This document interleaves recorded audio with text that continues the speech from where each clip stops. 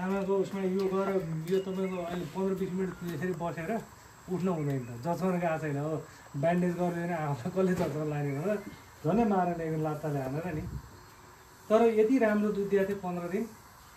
र अहिले यो चाहिँ अहिले ब्याउने बाला हो ब्याउने हो त्यही भएर यो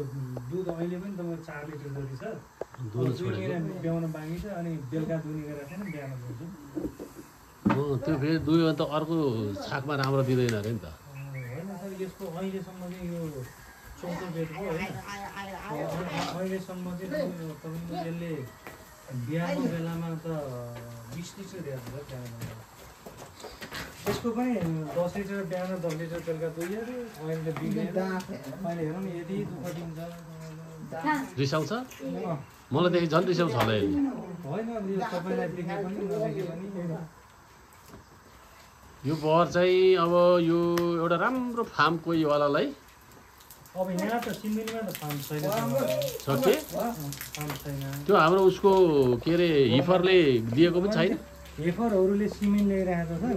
तिनीहरूले कोरली ल्याएको थियो नि एकपल्ट त्यो कोरली धेरै मरे अनि यो बिहाको चाहिँ सिमेन्टबाट आफै दुहुने हजुरले म आफै थिएँ सर त्यो भाइहरूले दुहुँदैन यिनीहरूलाई दिएर त यिनीहरूलाई मागिहाल्छ त्यो अर्को बहिनीलाई सिकाउँदै थिएँ अनि सर नभएको बेला चाहिँ कसले दुल्छ एउटा बहिनी आइदिन्छ ऊ अनि आमाको बुढाबुढी चाहिँ निकाल पाउने त एउटा बहिनी आइदिन्छ कडा भयो त यार मैले त जिन्दगीमा यो दुध दोको चाहिँ छैन हौ कहिले तर अब मैले नगरे चाहिँ केही छैन सर हेर्नु दुख्छ ए यसको यसलाई दुख्छ कि होइन दुखिहाल्दैन सर यो के पो त्यो न्यु खोजा भएको न्यु खोजा भयो क्या पहिलो चाहिँ यो बाछो छोड्नु हुने रहेछ यो उन्नत गाईहरूलाई ए लोकल जस्तो गरेर बाछर लाउनु भएन होइन त्यो गर्नु पऱ्यो पहिला थाहा भएन नि सर सबै कुरा सिक्नु नि त उसको ठ्याक्कै युरोपमा जस्तो मोटो गाई चाहिँ मैले पहिलोपल्ट देखेँ आज